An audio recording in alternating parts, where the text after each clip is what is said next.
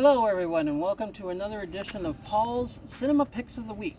My name is Paul Westbrook and I am Brantford's film enthusiast, and today we're going to be it's been a little while since I've done a show because, like I said, I've been either home because of heat or because of rain or feeling ill and stuff like that, which happens. So some of the shows might be periodically done in different weeks or something. Like sometimes I take a weekend off and then I do that because in case anything happens. But we're trying to be here as much as we can, and we're keeping the show going, so you don't have to worry. Today we're going to be doing the John Wick films, the famous ones with Keanu Reeves as sort of an anti-hero named John Wick. And we're going to start with the first one, of course. This introduces the character, this one here, John Wick, got that? Introduces the character of John Wick as Keanu Reeves is sort of an anti-hero type. And what happens is he's living an ordinary life, and he lives with his dog. His wife had just passed away, and apparently what happens is that he meets up with some crooks, and apparently they kill his dog. So as a result of that, and steal his purse. Yeah, what they do is it kill as a result of the killing of the dog. John Wick, he reverts back to his original identity, which is a highly skilled assassin for hire, and ends up going after a lot of the crooks in the movie, through different killings. The movie always has extraordinary action type scenes, so I'm going to put this in and the good bag. soundtrack. And a good soundtrack as well. And what made it really good was the fact that Keanu Reeves, you always known him as from Bill and Ted's Excellent Adventure. And The Matrix. Yeah, and The Matrix, of course. So that's where a lot of the John Wick character comes from, the basis of the Matrix character that he played as Neo.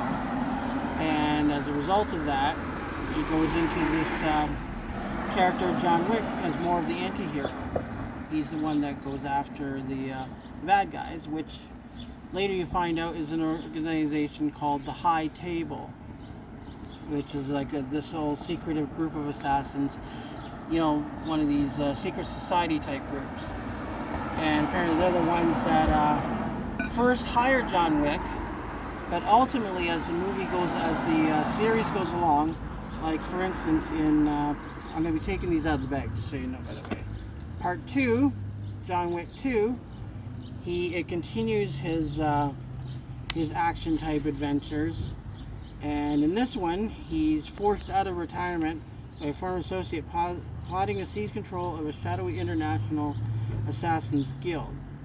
So he's bound by this oath to help him, and John goes to Rome in this one where he squares off against some of the world's deadliest killers. And what we find out is that John Wick, I think it's in this one where the bounty is placed on him. This is where they first do the thing where the bounty is placed on John Wick. And apparently every assassin for hire in the world goes after him to kill him so they can make all this money and stuff.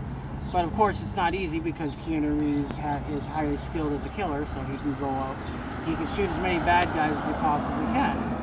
Not named the Boogeyman for nothing. What was that? His nickname is the Boogeyman. The Boogeyman, yes. I forgot to mention that. That's a key detail in the movie, that his nickname is known as the Boogeyman because his killing spree is so scary and the skills that he uses are so frightening. Yeah, the only thing you could call him is the Boogeyman. Here we have John Wick 3. And in this one, he has a $14 million price tag on his head. And it says, after killing a member of the High Table, shadowy international assassins guild. Now he's basically excommunicado, which means he's on his own here, and with an army of the world's most ruthless hitmen on his trail. And he has to find a way to survive as much as he can. And the third chapter, it sort of ups the ante, because each one of these movies, you start at one level, and it's like you're going to the next level. And in the third one, you go to the third level, almost like a video game. And for John Wick in this one, he really has to put his survival skills to the test, as he has to face all these different international assassin groups and stuff that want to kill him.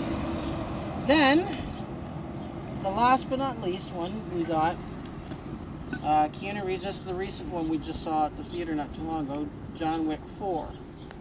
And it probably has the most action out of all of them. John Wick, in this one, he uncovers a path to defeating the High Table. But before he can earn his freedom, Wick must face off against a new enemy with powerful alliances across the globe, forced to turn his old friends into foes. So one of the guys that's after John Wick is an old friend of his from Japan.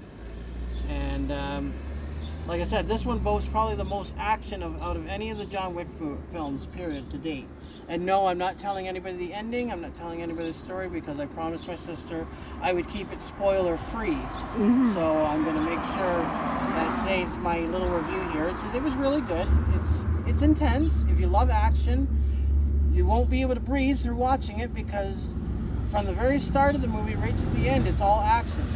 That's what you get. You just get straight action and car chases and shooting and anything that happens under the sun. And then John Wick has to face his ultimate fate when he meets up with the guy that was after him from Japan. But yeah, this one was probably the best one of the whole series right here. Even though I liked all three of them, the fourth one is the one that really tells. Is there going to be a John Wick 5, they said? We don't know yet. Nobody really knows. There's been talk about possibly doing a John Wick. But my sister also likes the Matrix movies, so we might have to cover that one next. That's going to be our next one. So it's sort of like a Keanu Reeves double feature, sort of, so to speak. We're doing John Wick this week, and then we'll do for the next one we'll do the Matrix film, so we can cover all 4 Matrix movies. And I'm not sure if I should include the Animatrix. It's just like a... Have seen that. That's just an animated spin-off of it, but I want to concentrate more on the films for the Matrix because they were so good, and because those are the main ones that Keanu Reeves was in. But for now, I'm gonna shut off for a while, and thank you very much for listening to talk about John Wick. And remind you to like and subscribe to the channel. Leave a comment in the comment section that's just below the video so we can hear all your comments, because we love hearing all the comments from the show that we do. And this is Paul Westbrook, Brantford's film enthusiast, reminding you that I shall be seeing you at the movies. So long for now.